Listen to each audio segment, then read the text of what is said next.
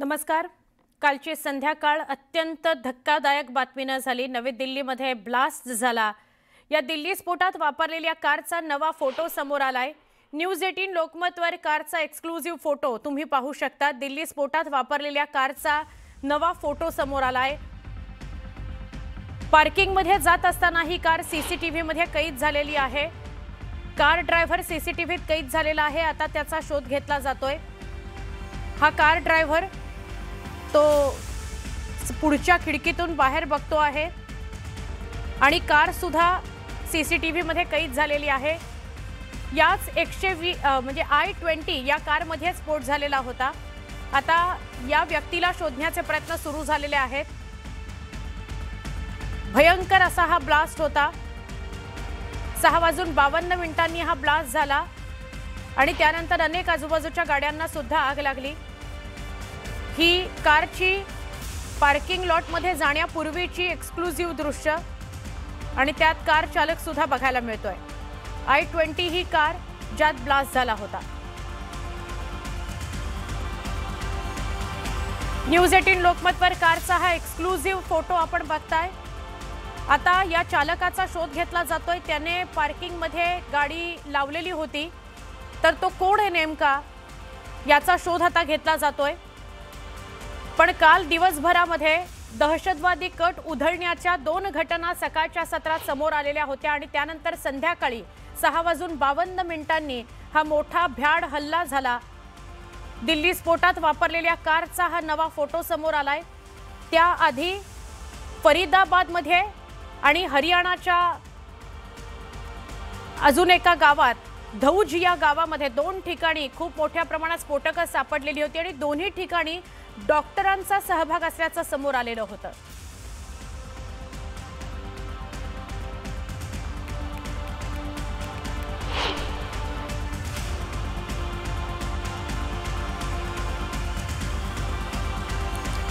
दिल्लीतील लाल किल्ला मेट्रो स्टेशन जवळ एका कारमध्ये स्फोट झाला आणि यात 9 जणांचा मृत्यू झाला।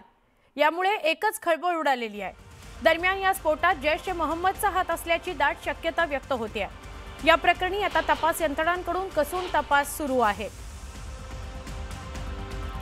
दिल्ली स्फोटामध्ये जैश-ए-मोहम्मदचा हात असल्याचा संशय व्यक्त केला जातो आहे। सगळ्या अनुषंगाने चौकशी केली जाते। फक्त दिल्लीच आता हाय अलर्टवर नाही, तर सगळ्या महत्त्वाच्या शहरांना हाय अलर्ट मोडवर टाकण्यात आलेला आहे। अनेक शहरांची सुरक्षा व्यवस्था वाढवण्यात आलेली आहे। त्यामध्ये मुंबईचा सुद्धा समावेश आहे। अनेक महत्त्वाच्या शहरांमध्ये पोलीस छावणीचं रूप कालपासून आलेलं आहे। आपण थेट जाणार आहोत आमचे प्रतिनिधी प्रशांत लीला रामदास यांच्याशी बोलण्याकरता। प्रशांत, नवी दिल्लीमध्ये हा मोठाच ब्लास्ट झाला आणि त्याने फक्त दिल्ली नाही अख्खा देश हादरलेला आहे। सगळ्याच ठिकाणी हाय अलर्ट आहे। जैश-ए-मोहम्मदचा हात असल्याचा संशय व्यक्त होतोय, काय सांगाल? सुवर्णा, सध्या मी ज्या ठिकाणी स्फोट झाला त्याच ठिकाणी आहे। महत्त्वाचं जर बघितलं, मी आपले कॅमेरामन जे आहेत योगेंद्र त्यांना विनंती करतो की त्यांनी जो स्पॉट दाखवण्याचा प्रयत्न करावा। तिथे सगळे ज्येष्ठ अधिकारी आहे। समोर आपल्याला DCP नॉर्थ राजा बांडिया दिसत आहे, त्यानंतर दिल्ली पोलीस कमिशनर आहे, इतरही अधिकारी तिथे आपल्याला पाहायला मिळत आहे। आणि हे सर्व अधिकारी ज्या ठिकाणी स्फोट घडला, समोर पांढरे कापड लावलेल्या बागे या घटना घडल्याची माहिती पुढे आहे। त्या ठिकाणी सकाळपासून आणि रात्रभर देखील फॉरेन्सिकची संपूर्ण टीम होती। हा समोर एकदम लाल किल्ल्याच्या पुढे असलेला परिसर आहे आणि ज्या पद्धतीने घडामोडी घडल्या त्यामध्ये जर बघितलं तर लाल किल्ल्याच्या स्फोट प्रकरणामध्ये आतापर्यंत तपास यंत्रणाने रविवार आणि सोमवारच्या मध्यरात्रीपर्यंत सर्व सीसीटीव्ही फुटेज जे आहे ते सखोलपणे तपासलेले आहेत। दिल्लीच्या गाजीपूर, कर्नाल, गुरुग्राम, फरीदाबाद आणि बहादूरगड ज्या खास करून बॉर्डर्स आहेत त्या सर्व बॉर्डर्स रूट सीसीटीव्ही फुटेज तपासले गेले आहे। यामध्ये सगळ्यांचा जो फोकस आहे तो I-20 कारचा आहे, जी कार इथे पार्क करण्यात आली होती आणि लाल किल्ल्याच्या पार्किंगमध्ये जाण्यापूर्वी नेमका कोणता मार्ग या गाडीने घेतला होता असा प्रकारची संपूर्ण माहिती घेतली जात आहे आणि पार्किंगमध्ये ही गाडी किती वेळ थांबली, सर्वात महत्त्वाचं म्हणजे विस्फोटक पार्किंगमध्ये बसवण्यात आले का आधीच कारमध्ये ठेवून ती पार्क केली होती. स्पेशल सेल आणि केंद्रीय तपास यंत्रणा सर्व शक्यता प्रत्येक कोण्यातून आणि प्रत्येक अँगलनी तपास करत आहे. महत्त्वाचं म्हणजे जर बघितलं या सगळ्या घडामोडीमध्ये, जर या सगळ्या याच्यामध्ये अत्यंत महत्त्वाचं ज्या पद्धतीने माहिती मिळते की साधारणतः ज्या पद्धतीने माहिती पुढे आलेली आहे की साधारणतः 2 जणांना या संदर्भात सध्या संशयित म्हणून ताब्यात घेण्यात आलं आहे. जम्मू काश्मीरमधून ज्यांनी ही जी कार विकली होती त्यामध्ये 4 जणांकडे ही गाडी हस्तांतर झालेली. त्यामध्ये ताहिर जो आहे त्याला ताब्यात घेण्यात आलेला आहे. त्यासोबत इतरही तो अधिक म्हणून त्यालाही ताब्यात घेण्यात, 2 लोकांना ताब्यात घेऊन कसून चौकशी केली जात आहे. महत्त्वाचं म्हणजे जर बघितलं ज्या पद्धतीने हा सगळा घटनाक्रम घडत गेला त्या घटनाक्रमामागे कशा पद्धतीने कट कारस्थान रचलं गेलं याची देखील माहिती दिल्ली पोलीस घेत आहे. आणि दिल्ली पोलिसांचा प्रयत्न आहे की सकाळी जी 9:30 वाजताची बैठक आहे केंद्रीय गृहमंत्रालयाची, त्या बैठकीच्या पूर्वी बहुतांश अँगल जे आहे या संपूर्ण बॉम्बस्फोटाचे हे सगळे तपासण्याची गरज आहे. आणि महत्त्वाचं सोबतच हे आहे की यामध्ये मास्टर माइंड कोण होता आणि यामध्ये कुठल्या दहशतवादी संघटनेचा सहभाग होता. साधारणतः ह्या सगळ्या घडामोडींमध्ये काही दहशतवादी संघटनांची माहिती आहे. ज्या पद्धतीने जेकेचा मुद्दा पुढे आलेला आहे आणि त्या ज्या आधारावरती आता काय कारवाई केली जाते हे देखील पाहणं अतिशय महत्त्वाचं असणार आहे. सुवर्णा, अगदी बरोबर. धन्यवाद माहिती दिल्याबद्दल. आमचे प्रतिनिधी प्रशांत लीला रामदास नवी दिल्लीत आहेत, तिथून सगळे अपडेट्स आपल्यापर्यंत पोहोचवतायत. आता या स्फोटामध्ये नेमका कुणाचा, कोणत्या संघटनेचा सहभाग होता, नेमकं कोण दिल्लीमध्ये आलं होतं ज्यांनी ही कारवाई केली किंवा ज्यांनी हा स्फोट घडवला, हे सगळं आता तपासलं जाणार आहे.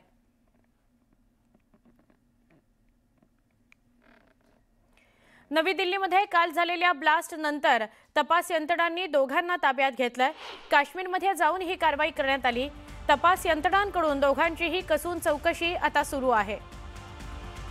2 जण ताब्यात आलेले आहेत. या 2 जणांकडून अधिक माहिती घेतली जाते आहे. हे 2 जण संशयित आरोपी आहेत. ते कदाचित या कटाशी संबंधित असतील, त्यांना कटाविषयी माहिती असेल, त्यामुळे त्यांना ताब्यात घेतले गेले. त्यांच्याकडून अधिक माहिती घेतली जाते आहे. पण काल ब्लास्ट नंतर दिल्ली हादरलेली आहे. लाल किल्ल्याच्या बाजूला असलेल्या मेट्रो स्टेशनवर हा ब्लास्ट झाला. मेट्रो स्टेशनच्या समोर हा ब्लास्ट झाला आणि त्यामध्ये 9 जणांचा दुर्दैवी मृत्यू झालेला आहे. ज्या क्षणी हा ब्लास्ट झाला प्रचंड मोठा आवाज झाला. आजूबाजूचे रस्ते हादरले, इमारती हादरल्या.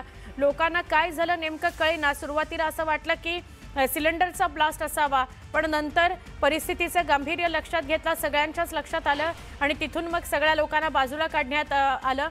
त्याचवेळी पोलीस सुद्धा तिथे आले आणि त्यांनी सगळी परिस्थिती आपल्या ताब्यात घेतली.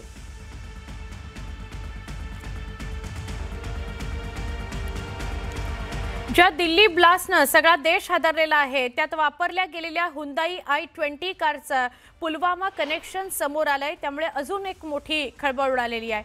या कारचं registration number HR26 CF 7674, HR26 CF 7674 हा हरियाणाचा नंबर आहे. या कारची अनेकदा खरेदी विक्री झाल्याचं समोर आलंय. गुरुग्राममधील मोहम्मद सलमानच्या नावावर असलेली ही कार त्यानं ओखलामध्ये विक्री केली. संशयित आरोपी नदीमला त्यानं ही कार विकली होती अशी माहिती मिळते. त्याचसोबत फरीदाबादमध्ये ही कारचा व्यवहार झाला होता. सगळ्यात शेवटी पुलवामामध्ये कारचा व्यवहार झाला होता. शेवटी कार खरेदी करणाऱ्या व्यक्तीचं नाव तारिक असं आहे. तारिक हा पुलवामाचाच राहणारा आहे. कार खरेदी करणारा तारिक कोण आहे, त्याचा या स्फोटात काय सहभाग आहे का, या प्रकरणात आता पुढील तपास सध्या पोलीस करतायत.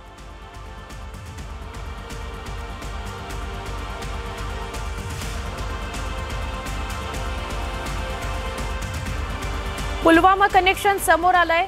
खरं तर खूप महत्त्वाच्या गोष्टी घडतात. 3 महत्त्वाच्या टप्प्यांवर लक्ष ठेवायला पाहिजे. एकतर शेवटची ही कार पुलवामातल्या एका व्यक्तीनं विकत घेतलेली होती आणि त्याचा शोध आता घेतला जातो आहे. दुसरं म्हणजे पुलवामा कनेक्शन समोर आलं. दुसरं म्हणजे हरियाणाची ही गाडी होती, फरीदाबादला आधी विकली गेलेली होती पुलवामाच्या आधी. त्यामुळे काल जे फरीदाबादमध्ये कारवाई झालेली आहे त्यामुळे फरीदाबाद कनेक्शन सुद्धा तपासलं जाईल.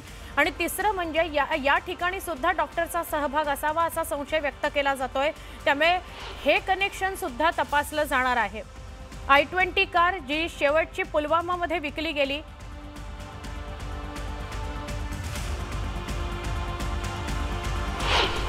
पार्किंग के पास है जहां पर बॉम्ब स्क्वाड भी जा रहा है एनएसजी का, और एनएसजी कमांडो के साथ कई सारे अधिकारी अंदर पहुंचे। अधिकारियों का जो स्क्वाड है वो यहां पर पहुंचा है।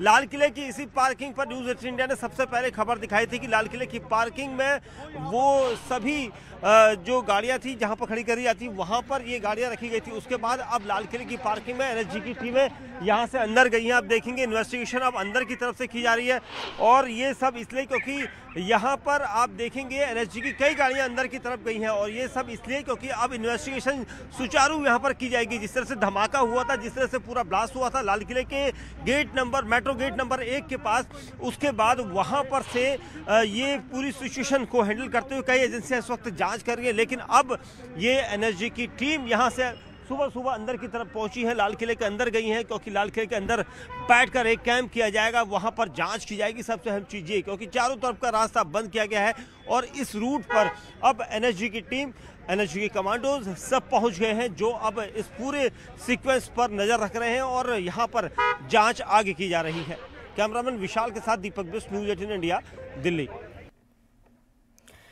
राजधानी दिल्ली स्फोटानं हादरली। अत्यंत धक्कादायक ही घटना होती। काल 2 दहशतवादी कट उधळण्याच्या घटना सकाळच्या सत्रात बघायला मिळाल्या। 2 ठिकाणी, एक गांधीनगरमध्ये आणि फरीदाबादमध्ये खूप मोठ्या प्रमाणात स्फोटकं आढळून आली।